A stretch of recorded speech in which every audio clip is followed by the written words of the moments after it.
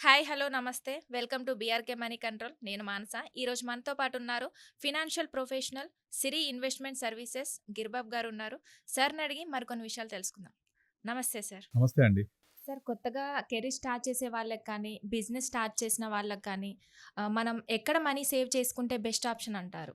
మనం ఆహ్, for example LIC policies అంటారు, రియల్ ఎస్టేట్ అంటారు కదా!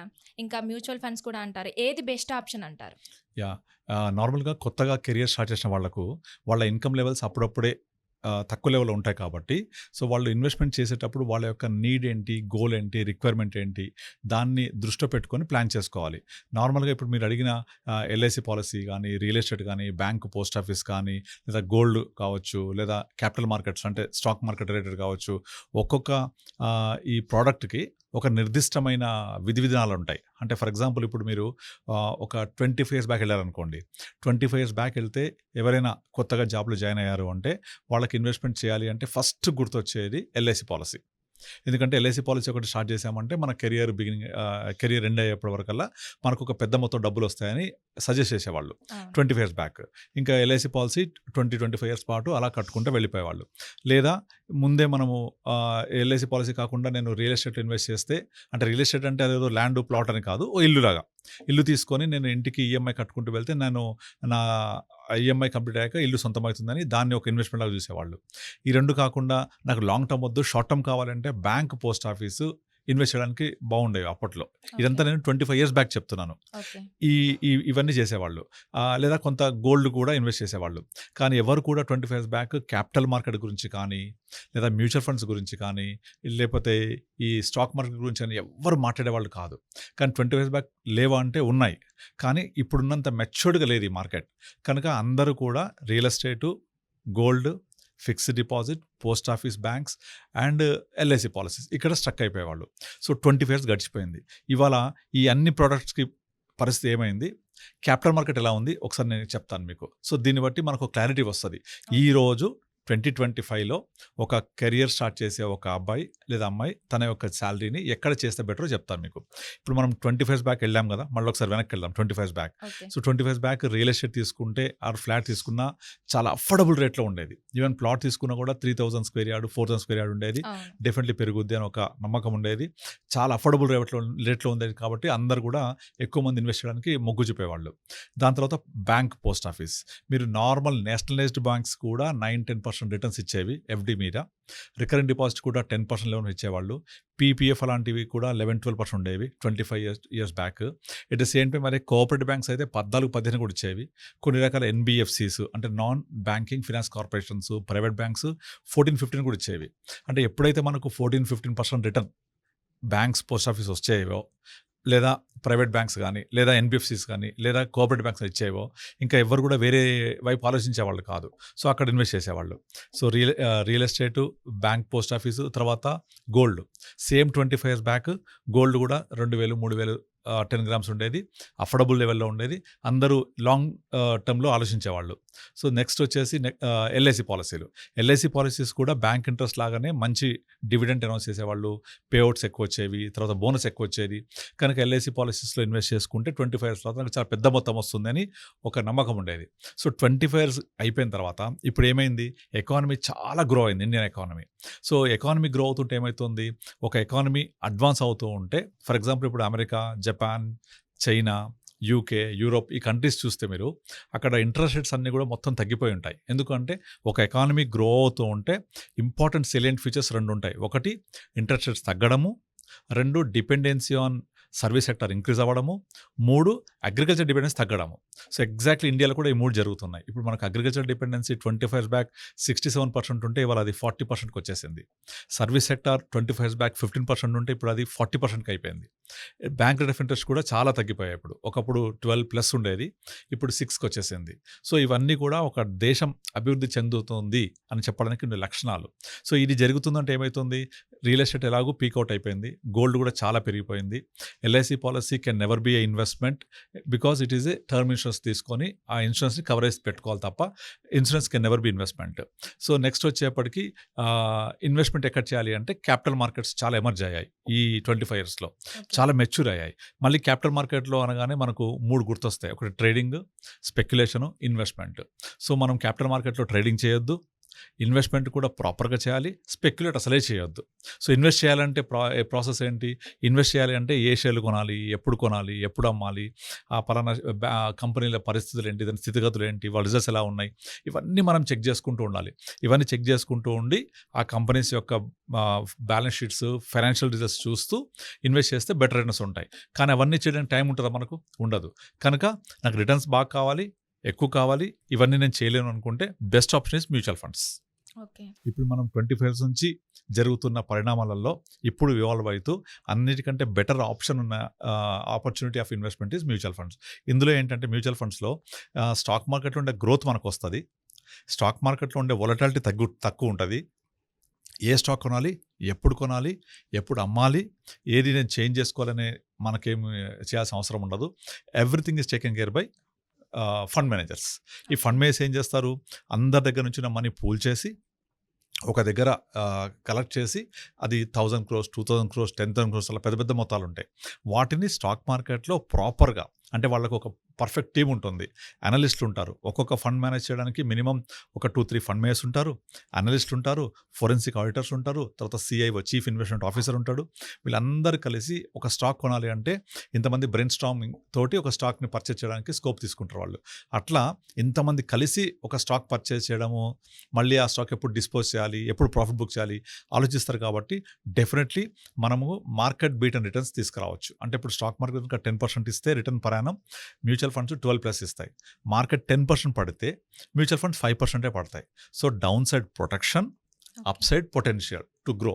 అలా మార్కెట్లో ఇన్వెస్ట్ చేసిన వాళ్లకు మంచి రిటర్న్స్ ఇస్తూ మ్యూచువల్ ఫండ్స్ అనేవి వాళ్ళ యొక్క ఫైనాన్షియల్ గోల్స్ అచీవ్ అవ్వడానికి హెల్ప్ చేస్తుంటాయి. ఇంకా అన్నిటికంటే పెద్ద అడ్వాంటేజ్ ఏంటంటే ఇంతకుముందు మీరు చెప్పిన బ్యాంక్, పోస్ట్ ఆఫీస్ కానీ, రియల్ ఎస్టేట్ కానీ, ఇంకా వేరే LIC కానీ ఎక్కడ లిక్విడిటీ అంత ఫాస్ట్ ఉండదు. బ్యాంక్, పోస్ట్ ఆఫీస్ ఉంటుంది, రేట్ ఆఫ్ రిటర్న్ ఎక్కువ ఉండదు కాబట్టి అది పక్కన పెట్టేయండి.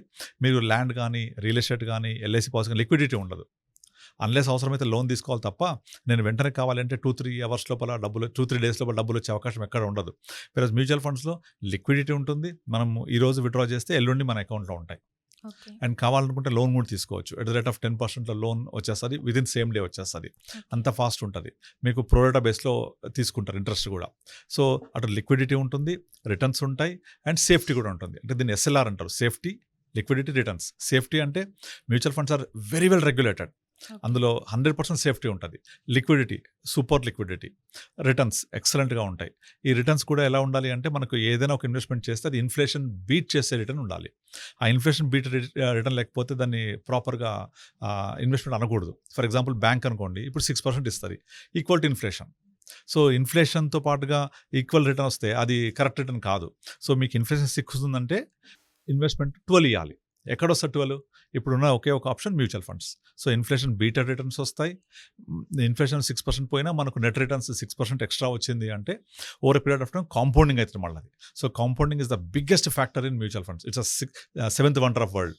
సో, ఆ కాంపౌండింగ్ ఫ్యాక్టర్ ఎంత బెటర్గా ఉంటుందంటే the person who understands the power of compounding will take the money, who doesn't understand will pay the money. ఈ పవర్ ఆఫ్ కాంపౌండింగ్ అనేది షార్ట్ టర్మ్లో ఓటింగ్ మిషన్ లాగా, లాంగ్ రన్లో వేయింగ్ మిషన్ లాగా ఉంటుంది. అంటే ఓటింగ్ మిషన్ అంటే స్టాక్ మార్కెట్ లాగా ఇప్పుడు ఎవరైతే బై చేస్తూ ఉంటే పెరగడము, సెల్ చేసి తగ్గడం ఉంటుంది. కానీ ఓవర్ పీరియడ్ ఆఫ్ టైం అది ఒక వేయింగ్ మిషన్ అయిపోతుంది. అంటే అంత బరువు అయిపోద్ది అనమాట. సో, అంత పెద్ద మొత్తాలు మనకు జనరేట్ అవ్వచ్చు. ఇప్పుడు మనం ఎవరైనా ఒక వ్యక్తి నేను ₹1 కోటి జమ చేయాలి 10-15 సంవత్సరాల్లో అంటే FD, RD వీటిలో చేస్తే ఇంట్రెస్ట్ తక్కువ ఉండడం వల్ల, అది మళ్ళీ ట్యాక్స్ పే చేయడం వల్ల ఎక్కువ రాదు. వేరే మ్యూచువల్ ఫండ్స్లో మీరు సెల్ చేయనంత వరకు ట్యాక్స్ ఉండదు. కనుక అది కాంపౌండ్ అవుతూ మీరు ఒక 1 crore క్రియేట్ చేసుకోవాలి అంటే there is a rule called rule 15. మీరు నెలకు 15,000 అలా ఇన్వెస్ట్ చేస్తూ 15 సంవత్సరాల పాటు కంటిన్యూ చేస్తే ఆ రిటర్న్ 15% ఇచ్చింది అంటే ఎగ్జాక్ట్లీ 15 సంవత్సరాల 1 crore అయిపోద్ది. సో, అలా 1 crore చేయాలి అంటే అంత ఈజీ కాదు వేరే ప్రోడక్ట్ ద్వారా. This we can do. అందుకే mutual fund is very very perfect investment for the people who are starting their career. Okay. Mutual ఫండ్స్‌కి ఫిక్స్డ్ డిపాజిట్‌కి డిఫరెన్స్ ఏంటంటారు? మ్యూచువల్ ఫండ్స్‌కి ఫిక్స్డ్ డిపాజిట్ డిఫరెన్స్ ఏంటంటే ఫిక్స్డ్ డిపాజిట్ ఏమో అది బ్యాంక్లో ఇన్వెస్ట్ చేస్తారు. ఓకే. అది ఇన్వెస్ట్మెంట్ అనకూడదు కూడా. బ్యాంక్లో ఒక సేవింగ్ ఆబ్జెక్ట్ అంతే. ఆ సేవింగ్ చేసినప్పుడు బ్యాంకర్ ఏం చేస్తారు, ఆ డబ్బుల్ని వేరే వరకు లెండింగ్ చేస్తారు. లెండింగ్ చేస్తే ఆ లెండింగ్ చేసిన వాళ్ళు వాళ్ళ బ్యాంక్ వాళ్ళకు ఒక 10% 11% లెండింగ్ చేస్తే ఆ ఒక 2% బ్యాంక్ వాళ్ళు ప్రాఫిట్ పెట్టుకొని ఒక 1% ఎక్స్పెన్స్ పెట్టుకొని ఇన్వెస్టర్కి ఒక 6% 7% ఇంట్రెస్ట్ ఇస్తారు. ఇది మళ్ళీ ట్యాక్సబుల్ అవుతుంది.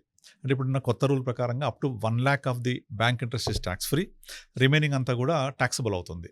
సో అది బ్యాంక్లో. వేరే మ్యూచువల్ ఫండ్స్ అలా కాదు. సో మ్యూచువల్ ఫండ్స్ వచ్చేసి మనం ఏవైతే కలెక్ట్ చేస్తారో డబ్బులు, ఆ కలెక్ట్ చేసిన డబ్బుల్ని కంప్లీట్గా స్టాక్ మార్కెట్ ఇన్వెస్ట్ చేస్తారు. అసలు అది ఇది కంప్లీట్లీ వేరు. సో ఫిక్స్డ్ డిపాజిట్ సేఫ్ ఉంటుంది. 100% మీరు ఎంతైతే ఎక్స్పెక్ట్ చేస్తారో అది వచ్చేస్తుంది.